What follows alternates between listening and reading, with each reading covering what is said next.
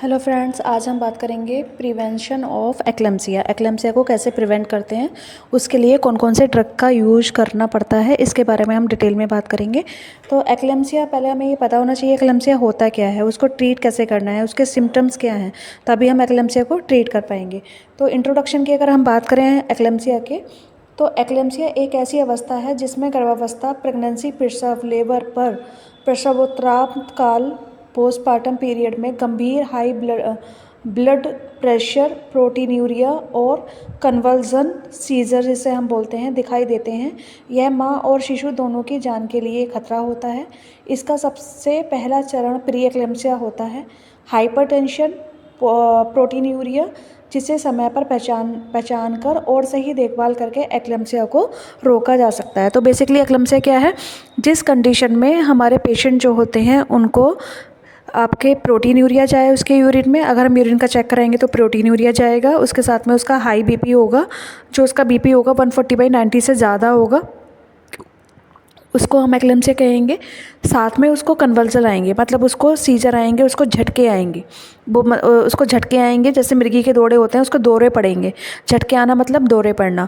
और अगर उसको फीवर है, साथ में उसके बॉडी पे एडिमा है, एडिमा मतलब उसकी बॉडी पे स्वेलिंग है, अगर ये सारी कंडीशंस एक साथ पेशेंट के साथ में हो रही हैं और हमारी पेशेंट प्रेग्नेंट है, तो उसी को हम एक्लेम्सिया कहते हैं। ये एक बहुत ही गंभीर डिसऑर्डर होता है, ये कोई बीमारी नहीं है। फर्स्ट ऑफ ऑल आपको ये पता होना चाहिए, ये एक प्रकार का डिसऑर्डर है। और इस डिसऑर्डर में हम पेशेंट को अगर अर्ली डिटेक्शन कर लें, अर्ली डिटेक्शन मतलब अगर हम स्टार्टिंग में जब वो प्रेग्नेंट होती है तो शुरुआती दिनों में अगर हम ये पहचान कर लें कि इस पेशेंट की ये कंडीशन है, इसका जो है एडिमा आ रहा है उसकी बॉडी पे, इसकी यूरिन की जांच करेंगे तो प्रोटीनूरिया जा रहा है, साथ में इसका बीपी इंक्रीज़ हो रहा है और इसको फीवर हो रहा है, अगर इस टाइप के सिम्टम हम स्टार्टिंग में ही ऑब्जर्व कर लेते हैं तो हम उसका ट्रीटमेंट जल्दी करके इस कंडीशन में जाने से पेशेंट को रोक सकते हैं, बचा सकते हैं। हम उसको सीवियर कंडीशन में जाने से बचा सकते हैं। एक्लेम्सिया का जो इनिशियल फेज होती है वो प्री एक्लेम्सिया से स्टार्ट होती है। ये आपको पता होना चाहिए कि पहले आपको प्री एक्लेम्सिया होगा, उसके बाद आपको एक्लेम्सिया होगा। तो प्री एक्लेम्सिया में क्या होता है, सीजर नहीं आते हैं, दौरे नहीं पड़ते हैं, कन्वल्जन नहीं आते हैं।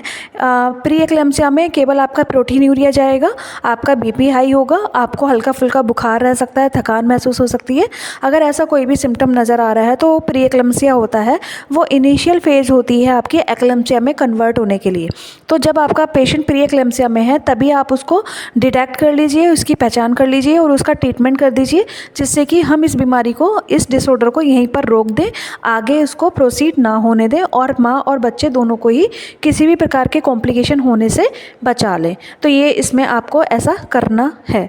आइए बात करते हैं आगे।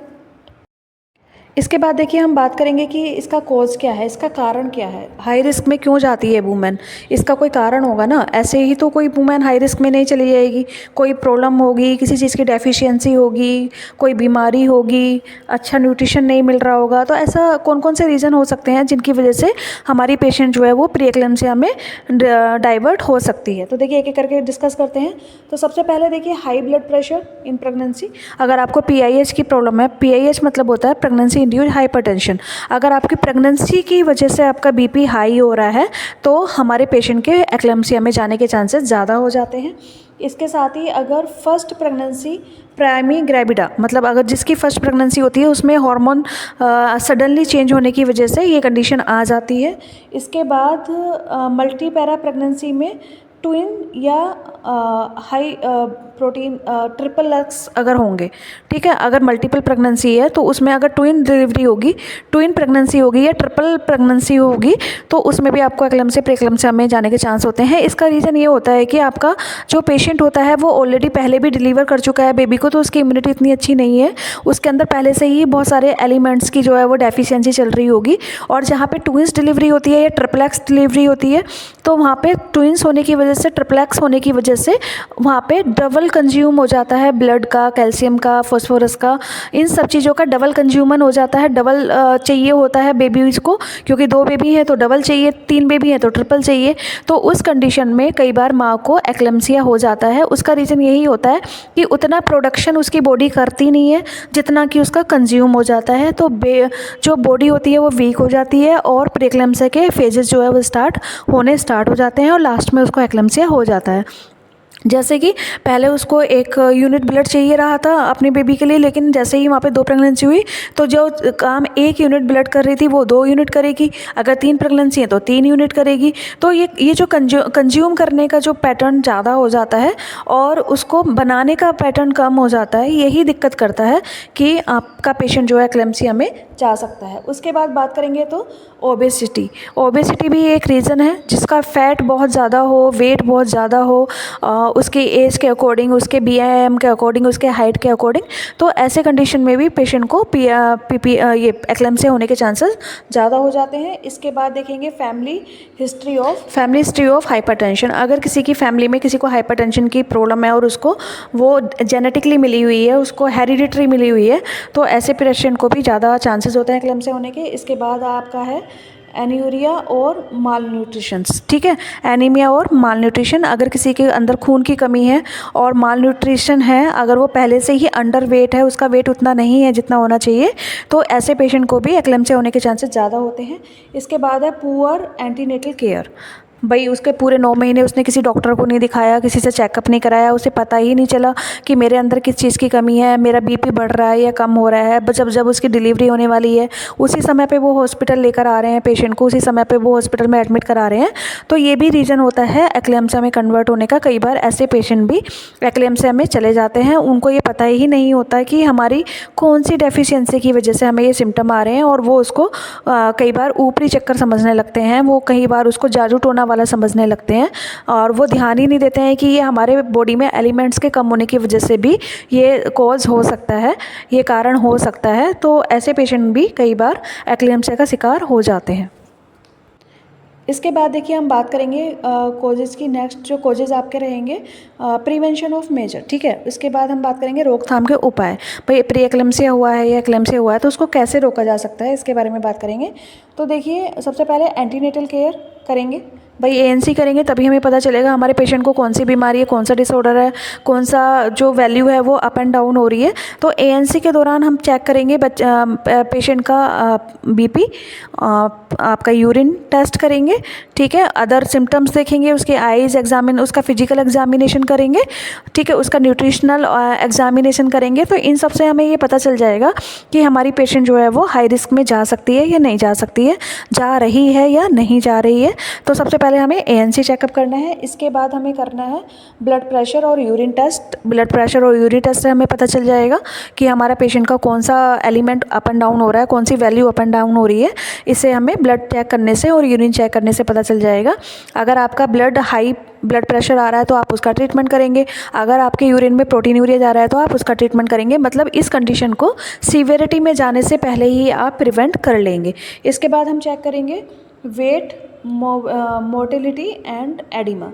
ठीक है, आप करेंगे उसका वेट चेक करेंगे, उसका ओवरवेट चेक करेंगे, उसका एडिमा चेक करेंगे, उसकी फ़िजिकल अपीयरेंस चेक करेंगे, वो कैसी है, थकी हुई तो नहीं लग रही है, उसको काले घेरे तो नहीं हो रहे हैं उसके आसपास, एनीमिक तो नहीं है।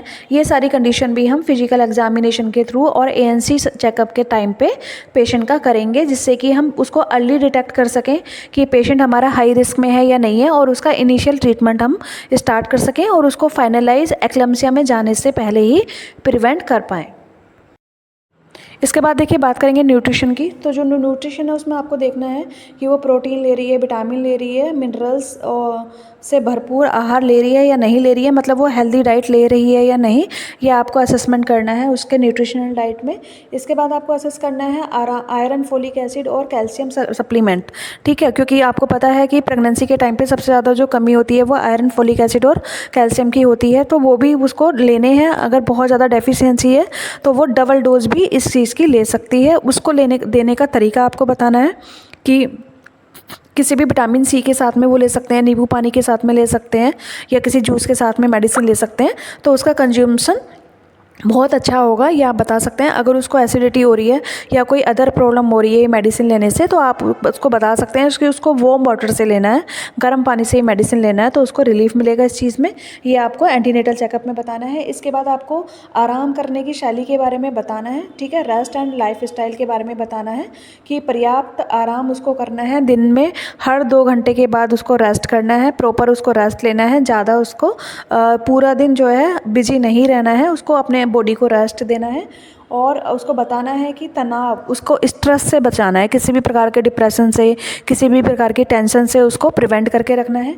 इसके बाद हल्की कसरत और वॉक के लिए भी आप उसको बता सकते हो कि भाई वो लाइट जो होते हैं आपके वो एक्सरसाइज करे और वॉक करे, सुबह सुबह टहलने जाए, ताज़ी हवा ले, योगासन करे और इसके बाद ये योगा करे। योगा के बाद उसको सारे स्टेप योगा के फॉलो नहीं करने हैं, जो प्रेगनेंसी के लिए बने हैं वही उसको किंगल एक्सरसाइज वगैरह उसको फॉलो करनी है। और उसको आप ये बता सकते हैं कि वो मेडिटेशन कर सकती है, ठीक है, अच्छा म्यूजिक सुन सकती है। तो ये सारी थेरेपीज़ होती हैं उसके स्ट्रेस को कम करने के लिए, तो ये एडवाइस भी आप पेशेंट को आसानी से कर सकते हैं। इसके बाद देखिए हाई रिस्क प्रेगनेंसी की पहचान कैसे करनी है। तो जिन महिलाओं में हाई रिस्क फैक्टर हैं उन्हें स्पेशल ऑब्जर्वेशन में रखना है। Early detection and hypertension and pre eclampsia से उन्हें बचाना है। मतलब कैसे करेंगे आप पहचान कि जिनके ऊपर आपको शक है कि इसकी तबीयत ठीक नहीं है, या जिसके जो वैल्यूज़ हैं, जो उसके हेल्थ के इश्यूज़ से रिलेटेड वैल्यूज़ हैं वो अप एंड डाउन आ रही हैं, सही नहीं आ रही हैं, गलत रिपोर्टिंग आ रही है, तो उन वाले पेशेंट को आप ऑब्जर्वेशन में रख सकते हो, उनको बार बार फॉलोअप कर सकते हो। वो उनकी हेल्थ में कुछ इंप्रूवमेंट हो रहा है या नहीं हो रहा है, ये आप आइडेंटिफाई कर सकते हो और उसे हाई रिस्क में जाने से बचा सकते हो। इसके साथ ही आप जल्दी से उसको अगर डायग्नोस कर लेंगे तो उसका जल्दी से ट्रीटमेंट स्टार्ट कर देंगे। और फाइनल जो लास्ट स्टेज होती है, जो आपकी 3rd ट्राइमेस्टर होता है, उसमें जाने से पहले ही आप उस चीज़ को क्योर कर लेंगे, उस चीज़ को ट्रीट कर लेंगे, जिससे कि डिलीवरी के टाइम पे पेशेंट को कोई भी परेशानी का सामना नहीं करना पड़े। इसके बाद देखिए आपको प्री एक्लेम्पसिया और एक्लेम्पसिया से जो है वो बचाने के लिए आप मेडिसिन यूज़ कर सकते हैं, जिसको हम बोलते हैं मैग्नीशियम सल्फेट, ठीक है, या एंटी हाइपरटेंसिव मेडिसिन दे सकते हैं, जैसे मिथाइल डोपा है, लेबिटालोल है, नेफिडेपिन है। हाई बीपी को कंट्रोल करेगी ये मेडिसिन, जो होती हैं वो हाई बीपी को कंट्रोल करती हैं। नेफिडेपिन, आपका लेबिटालोल और आपका मिथाइल डोपा, ये जो मेडिसिन होती हैं, अगर किसी का बीपी इंक्रीज हो रहा होता है तो हम इसको दे सकते हैं। दिन में 3 बार भी दे सकते हैं, दिन में 2 बार भी दे सकते हैं और दिन में 1 भी दे सकते हैं। जिस तरीके से उसका बीपी फ्लैक्चुएट करे उसके अकॉर्डिंग आप इसको 1 वीक के लिए आप इसको दे दीजिए। उसके बाद उसका बीपी दोबारा से मेजर करिए 3 टाइम का, और फिर आप उसको कम भी कर सकते हैं और ज़्यादा भी कर सकते हैं। ये आपको इस तरीके से मेंटेन करना है। इसके बाद देखिए मैग्नीशियम सल्फेट हम देंगे। मैग्नीशियम सल्फेट जो होता है MgSO4, ये आपके एक्लेम्पसिया के ट्रीट करने के लिए मेडिसिन होती है। इसके 0 साइड इफ़ेक्ट होते हैं और ये देना बहुत ही आसान है। इसको हम देंगे एक्लेम्पसिया की रोकथाम के लिए। ट्रीटमेंट के लिए हम डोज ऑफ चॉइस देंगे। लोडिंग डोज जो होती है वो 4 मिलीग्राम होती है। 4 ग्राम लोडिंग डोज जो होती है वो हमें स्लोली देनी होती है 10 मिनट्स के अंदर। और IM इंजेक्शन हम देंगे ईच बटक पे, मतलब दोनों बटक पे 4-4 ग्राम हमें ये MgSO4 देना है। मेंटेनेंस डोज हम जो है 4 घंटे बाद 5 ग्राम देंगे every 4 hourly for 24 hours after the last convulsion. इसमें हमें क्या करना है, लोडिंग डोज देनी है। लोडिंग डोज में आपको 4-4 mg जो MgSO4 का इंजेक्शन है वो डाइल्यूट करके NS के साथ में 10 ml बना के, और उसको आपको बहुत ही ज़्यादा स्लोली दोनों बटक्स में 4-4 mg देना है। इसके बाद हर 4 घंटे में आपको 5 mg इंजेक्शन जो है 5 ग्राम इंजेक्शन जो है वो देना है पेशेंट को, और ये आपको हर 4 घंटे में रिपीट करना है ऑल्टरनेट बटक्स पे।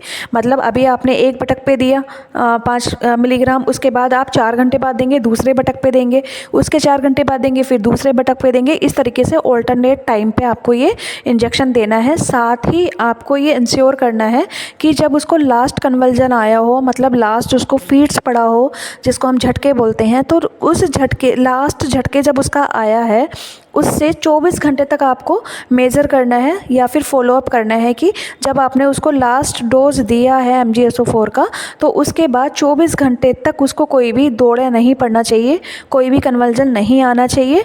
तो अब आपका ये ट्रीटमेंट कंप्लीट माना जाता है। अगर उसको 23वें घंटे पे, मतलब जब 23 घंटे कंप्लीट हो गए, उसको दोबारा से दौरा पड़ गया, तो फिर आप वहाँ से दोबारा से 24 घंटे तक उसका ट्रीटमेंट करेंगे और ये टाइम को दोबारा से फॉलोअप करेंगे। कहने का मतलब ये है कि जब उसको लास्ट कन्वल्जन आए तब से लास्ट कन्वल्जन से लेके लास्ट फीड से लेके अगले 24 घंटे तक उसको कोई भी फीड नहीं पड़ना चाहिए। अगर आप उसको मेडिसिन दे रहे हैं तब ये ट्रीटमेंट आपका सक्सेसफुल माना जाएगा।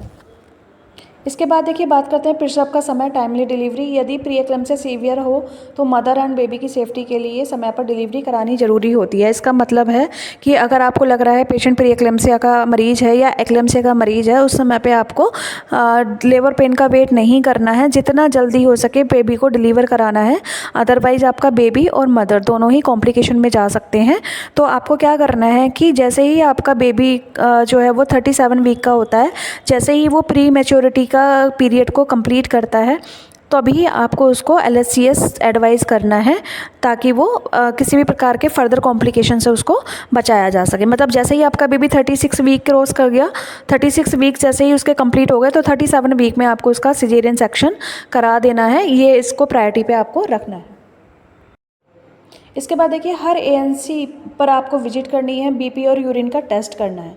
ठीक है, जितनी बार भी आप ANC करेंगे उसका BP चेक करेंगे और उसका जो यूरिन है उसका टेस्ट करेंगे। इसके बाद प्री एक्लेम्पसिया के जो साइनम सिम्टम्स होते हैं उनको पहचानेंगे।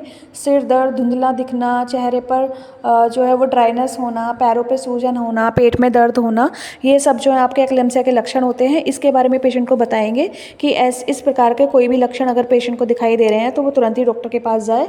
इसके बाद आप उसको बताएंगे कि हाई रिस्क केस को समय पर रेफरल कैसे करना है, कहाँ पे करना है। मतलब अगर कोई कॉम्प्लिकेशन होता है, आपका केस जो है वो हाई रिस्क कंडीशन में आ रहा है, तो उसको कब रेफ़र करना है, कहाँ रेफ़र करना है, किस जगह पर उसकी डिलीवरी करानी है, इस सब के बारे में पेशेंट को बताएंगे। इसके बाद MgSO4 और आपकी जो मेडिसिन्स हैं, जो दवाएं हैं, उसको आप देंगे। ठीक है, प्रॉपरली उसको देंगे, उसको बताएंगे कि उसको प्रॉपर रखनी है और समय समय पर अपने BP की जांच करानी है और यूरिन की जांच करानी है। इसके बाद आप मदर के फैमिली के मेंबर्स को भी एजुकेट करेंगे उसकी कंडीशन के बारे में और मेंटली तरीके से उसको प्रिपेयर करेंगे। जो फैमिली के मेंबर्स होते हैं, जो फैमिली में अदर पर्सन्स होते हैं, उनको पेशेंट की कंडीशन के बारे में बताएंगे और साथ में उसको ये भी बताएंगे कि इसके साथ में कोई कॉम्प्लिकेशन हो सकता है। तो मेंटली, फाइनेंशियली और फिजिकली उस चीज़ के लिए अवेयर रहें और कोई ना कोई हर समय पेशेंट के साथ में बना रहे। इसके बाद आप बताएंगे लेबर के दौरान अगर मदर को शांति और सुरक्षित वातावरण देना होगा। इसके बाद आप उसको बताएंगे कि पेशेंट को अच्छा माहौल देना है, स्ट्रेस से फ्री रखना है, आपको वेंटिलेटेड माहौल देना है, शांति का माहौल देना है, एकांत में रखना है, उसी से किसी भी प्रकार का स्ट्रेस नहीं देना है। इस टाइप की बातें आप पेशेंट के फैमिली वालों को बताएं। इसके बाद देखिए हम बात करेंगे निष्कर्ष की, कंक्लूजन की। तो एक्लेम्पसिया एक लाइफ थ्रेटनिंग कॉम्प्लिकेशन है, लेकिन इसे अच्छी एंटीनेटल केयर, पोषण, BP monitoring, MgSO4 therapy and timely deliver द्वारा रोका जा सकता है। मिडवाइफरी की सतर्कता और अर्ली इंटरवेंशन ही माँ और शिशु की जान को बचा सकता है। मतलब जो एक्लेम्पसिया, प्री एक्लेम्पसिया है वो ट्रीटेबल है, लेकिन उसको ट्रीट करने से पहले आपको ये पता चल जाना चाहिए, अर्ली डिटेक्शन होना चाहिए। मतलब आपको शुरुआती दिनों में ये पता चल जाना चाहिए कि पेशेंट की कंडीशन कैसी है और उसको ट्रीट करके बचाया जा सकता है या नहीं बचाया जा सकता। तो अगर आपको एक्लेम्पसिया से पेशेंट को बचाना है, प्री एक्लेम्पसिया से पेशेंट को बचाना है, तो आपको उसकी प्रॉपर ANC चेकअप करना है। ANC चेकअप में आपको आइडेंटिफाई करना है और ये सारी बातें पेशेंट को और पेशेंट के घर वालों को बतानी है। इसके बाद देखिए हम बात करेंगे एंटीबायोटिक इन मिडवाइफरी। अगर फीमेल को कोई भी, जो मदर है उसको कोई भी इन्फेक्शन लगा है, तो उस कंडीशन में हम कौन सी एंटीबायोटिक उसको प्रेफर करेंगे और वो एंटीबायोटिक क्या काम करेगी। तो एंटीबायोटिक ऐसी दवा है जो बैक्टीरिया को नष्ट करती है या उसकी वृद्धि रोकती है। मिडवाइफरी दाई कार्य में इनका प्रयोग माँ और शिशु को संक्रमण इन्फेक्शन से बचाने के लिए किया जाता है। प्रसूति और प्रसव, लेबर और डिलीवरी की स्थिति में इन्फेक्शन का खतरा बहुत अधिक होता है, क्योंकि डिलीवरी के समय जेनाइटल ट्रैक ओपन हो जाता है। इसलिए प्रोफाइलैक्टिक रोकथाम और थेराप्यूटिक इलाज दोनों ही उद्देश्य से एंटीबायोटिक का प्रयोग किया जाना ज़रूरी होता है। इसका मतलब है कि जब हम किसी दाई से डिलीवरी कराते हैं या हॉस्पिटल में कराते हैं, तो आपके जो इंटरनल ऑर्गन होते हैं, जो बिल्कुल सेफली हमारी बॉडी में अंदर रहते हैं, हमारी स्किन से कवर रहते हैं, स्किन किसी भी प्रकार के इन्फेक्शन होने से पहले ही उनको बचा लेती है।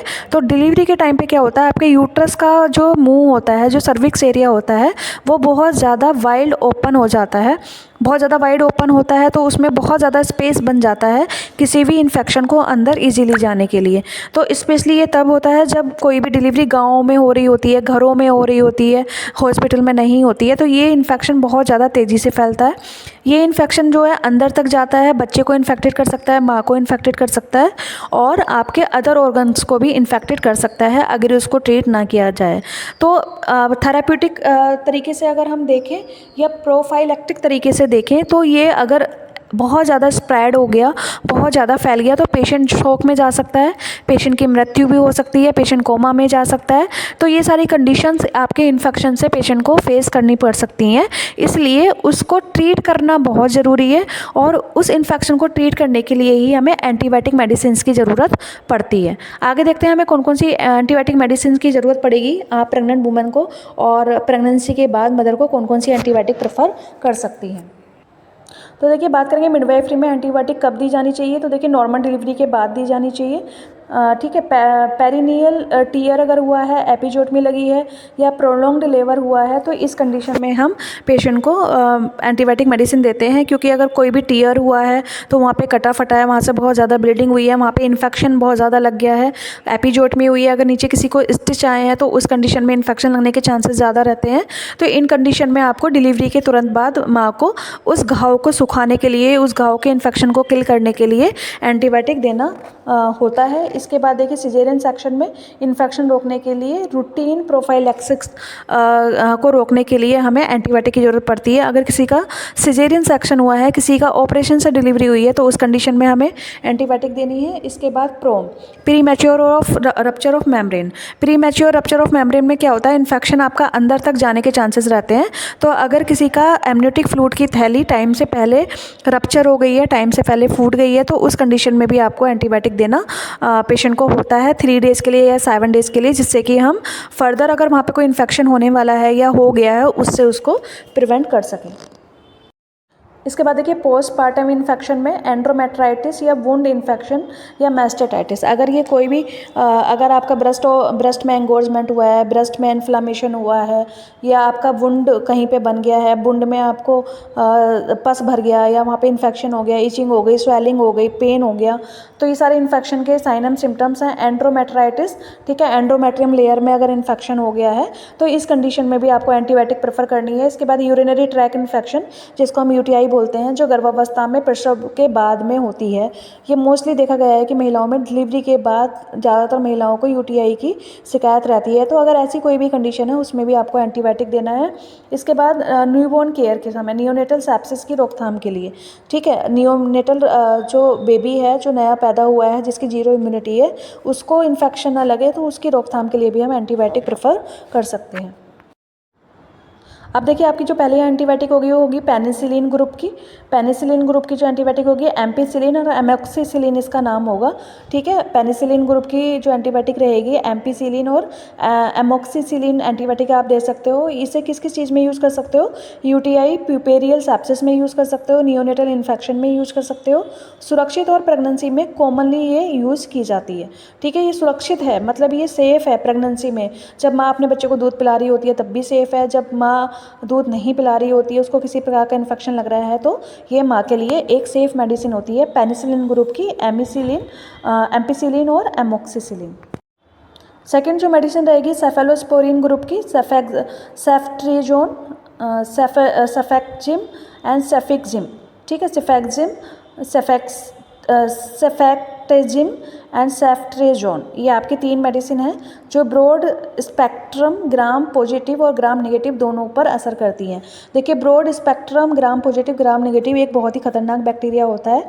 ये आसानी से किल नहीं होता है और ये धीरे धीरे करके इंटरनल ऑर्गन्स को भी अपने इन्फेक्टेड पार्ट के साथ में मिक्स कर लेता है। तो इससे बचने के लिए हमें ये 3 मेडिसिन की ज़रूरत पड़ेगी, जो कि हम मोस्टली सिजेरियन सेक्शन में और सीवियर इन्फेक्शन में पेशेंट के लिए यूज करते हैं।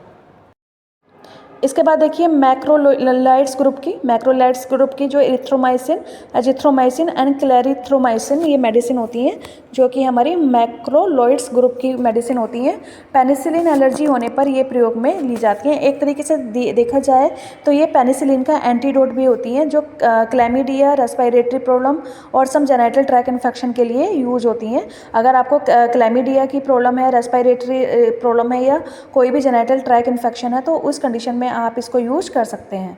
क्लैमिडिया जो है वो एक सेक्सुअल ट्रांसमिटेड इन्फेक्शन होता है, ठीक है। सेक्सुअल एक्टिविटी के दौरान ये आपको लगने के चांसेस रहते हैं। तो ये भी एक लोअर यूटेराइन सेगमेंट का इन्फेक्शन होगा जो आपको यूट्रस सर्विक्स को इन्फेक्टेड कर सकता है। तो इसमें भी आप ये मैक्रोलाइड्स के ग्रुप की मेडिसिन प्रेफर कर सकते हैं। हेलो फ्रेंड्स, इसके बाद हम बात करेंगे एमिनोग्लाइकोसाइड्स की। एमिनोग्लाइकोसाइड जो होते हैं वो जेंटामाइसिन, एमिकासिन होते हैं। एमिकासिन और जेंटामाइसिन आपका एमिनोग्लाइकोसाइड्स का ग्रुप का ड्रग होती हैं जो सीवियर सेप्सिस और ग्राम निगेटिव इन्फेक्शन में यूज होती हैं। किडनी और ईयर्स पर टॉक्सिक इफेक्ट ना हो जाए इसके लिए आपको सावधानी बरतनी है, क्योंकि जेंटामाइसिन और एमिकासिन जो होती है ये थोड़े टॉक्सिक एजेंट की होती हैं जो कि आपके किडनी पे और ईयर पे इफ़ेक्ट करती हैं। तो आपको ये ध्यान रखना है देते हुए कि आप उसको ओवरडोज ना कर दें, ज़्यादा ना दे दें, जब ज़रूरत हो तभी उसको दें, इस बात का आपको ध्यान रखना है। इसके बाद देखिए मेट्रोनिडाजोल जो कि आपकी एनारोबिक बैक्टीरिया और प्रोटोजोआ पर असरदार होती है। जो आपका एनारोबिक बैक्टीरिया होता है और प्रोटोजोआ होता है इसकी वजह से जो इन्फेक्शन होता है फीमेल्स में या मेल्स में, उसको जो किल करने का काम करते हैं वो मेट्रोनिडाजोल करते हैं। Bacterial vaginosis, pelvic infection, post caesarean prophylaxis जो है इससे हम ट्रीटमेंट कर सकते हैं। तो आपको ये देखना है मेट्रोनिडाजोल एनारोबिक बैक्टीरियल और प्रोटोजोआ पर असरदायक होती हैं। Bacterial vaginosis, pelvic infection and post caesarean prophylaxis को रिकवर करने का काम ये मेडिसिन आपका करती हैं।